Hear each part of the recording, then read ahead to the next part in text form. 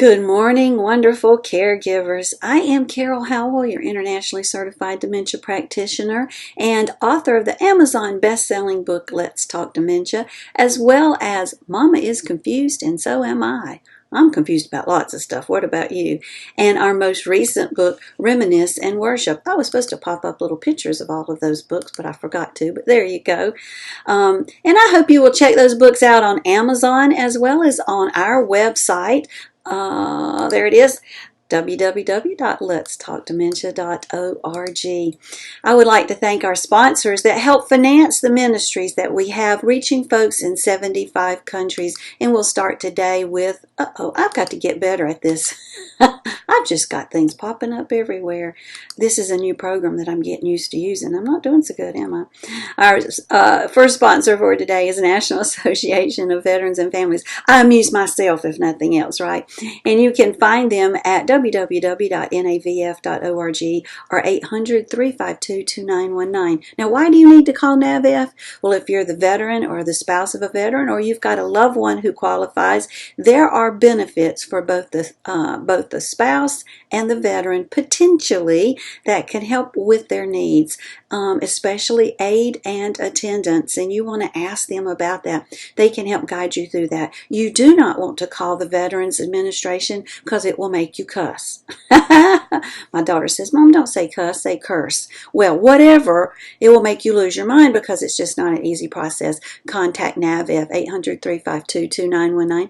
Tell them Carol sent you. HD Imports, located on Flint Street Extension in Rock Hill, South Carolina. I absolutely love these folks, and that's why I advertise for them. And they are the wonderful mechanics to help maintain and repair your Honda, Hyundai, Acura, Toyota, or Kia. And you can reach them at 803-985-0985. Tell them Carol sent you. And then my friend Beth Crosby, who lays eyes on anything I send out of here that goes to a bunch of people. And you can find her at editorbeth.com. And she is wonderful. Tell her that Carol recommended that you give her a call. I'm telling you, you're going to be glad you did. You know, I've got this little thing up here laying on top of my book. I've really got to get a little more practice at this. It's a new program I just got a few days ago. I'm having fun with it. Well, today I wanted to finish up talking about the activities of daily living. And just to recap, there are 5 activities that we all do. I don't care who you are or where you live. We all do these 5 things. And when we began to have problems in at least 2 of those 5 activities of daily living, the doctor might call it dementia. And the 5 activities of daily living can be remembered by the acronym BEAD, which you can think about with the beads on a necklace, B-E-A-D. But there's 5, so we have to put a T on the end. Let me turn my hand this way. B-E-A-D. We got to put a T on the end, which makes my acronym spell nothing.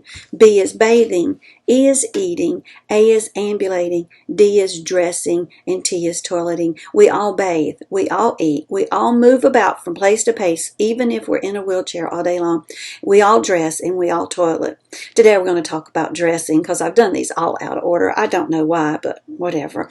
And dressing becomes a problem with someone with dementia because of several reasons. One, we have to remember that folks as we age, we do get cold when other people are not. We lose the fat pads under our skin that help keep us warm. And I've told you before, I'm never going to lose all my fat pads. They will stick with me forever. But we do know that seniors are just by nature colder than us folks who might be younger than them. So, you know, we're going to put on something a little warmer than maybe a 40-year-old would put on. And when we have Alzheimer's type dementia, also we are even colder. We notice that those folks do need to be warmer and they'll layer their clothing. And it's July and they've got on 3 sweaters and they've got on socks and boots, and we're thinking, how inappropriate. You don't need all of that. And we want to put them in short sleeve shirts and pair of shorts, and they're miserable. So you have to be aware that dressing needs to be appropriate for sure, but appropriate for the weather might be different than what you're expecting. And then the other thing you have to think is we have our loved ones many times living in a community where the staff is keeping that air conditioning turned down to the frozen level, and our folks are even more cold, so they're more covered up. And that actually makes sense. I tell you, I live in Southwest Florida, and it's warm all the time, and I'm really enjoying that. I've been here at Christmas, and I knew how fun it was to put on shorts at Christmas. But I can tell you, they keep the stores and the restaurants here at sub-zero. And I think the reason they do this, I've been thinking about this. The reason they do this is so that the Floridians can experience winter. Because when you walk into the stores, you just about freeze to death. So we get to experience winter when we leave our homes and go into public places. So I have to literally, in my car, I keep a jacket so that when I go in a restaurant, I can take my jacket in with me. It's kind of crazy. Who needs a zippered long sleeve jacket in Southwest Florida in August? Well, I do. And so would your loved one, wherever they might be, especially if you're taking them to a public place that's kept very cold. So we have to think about dressing our folks with dementia.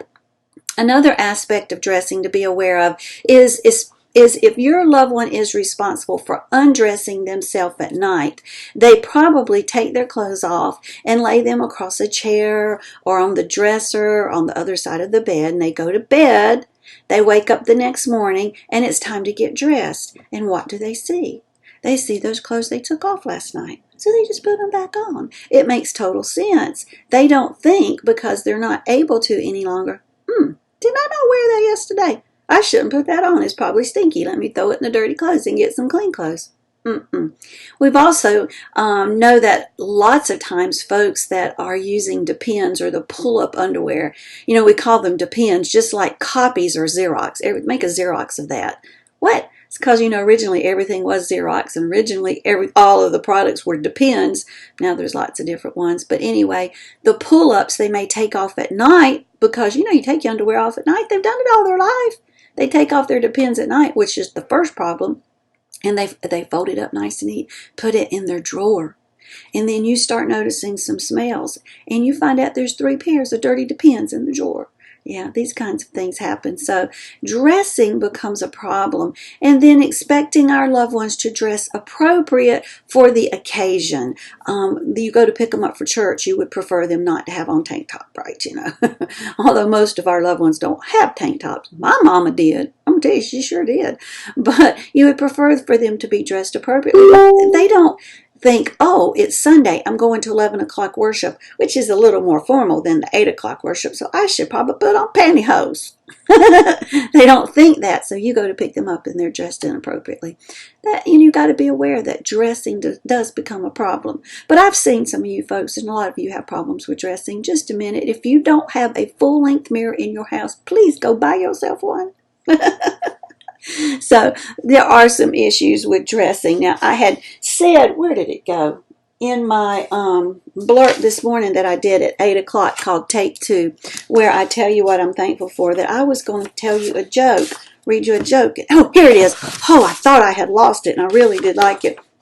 My husband's boss on his job gave him this joke, and I had heard it before, but he said, this is a good one, and it's a clean one. You know how hard it is to find clean jokes.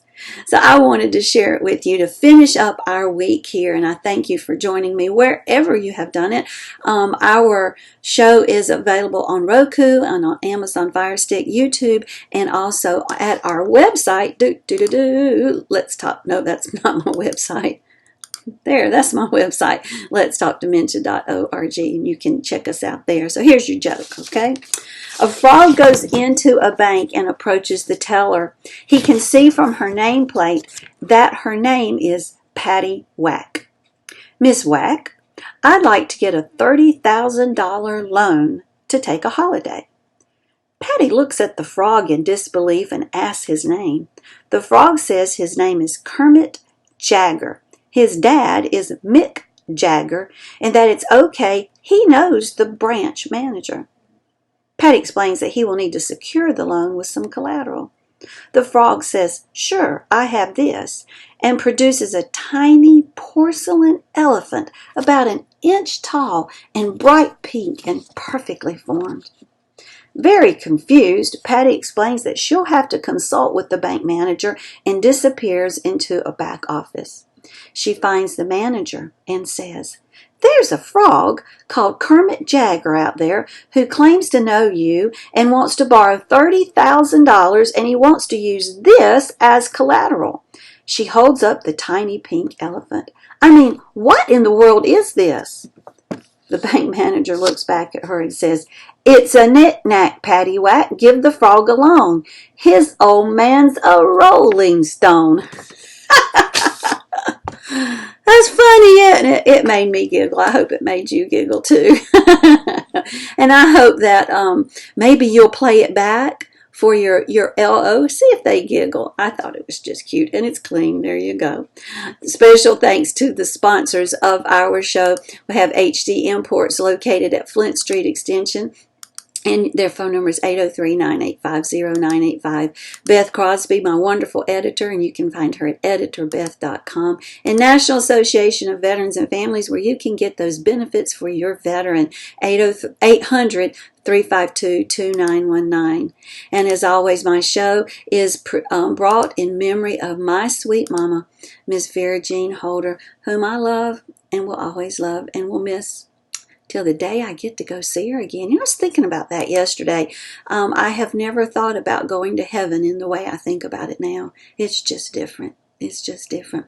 Well, I hope you have a good weekend. I hope you and your LO get to sleep late tomorrow, because that's my plan. Right now, I'm going to finish this show, have some breakfast, and head on down to the pool and get some aerobic exercise in the water. Have you tried that with your LO? Oh, my mama loved to get in the water. You can get water weights, put one under each arm, and it will hold your loved one up. It's pretty neat. Have a good day. I'll see you Monday. Bye, y'all.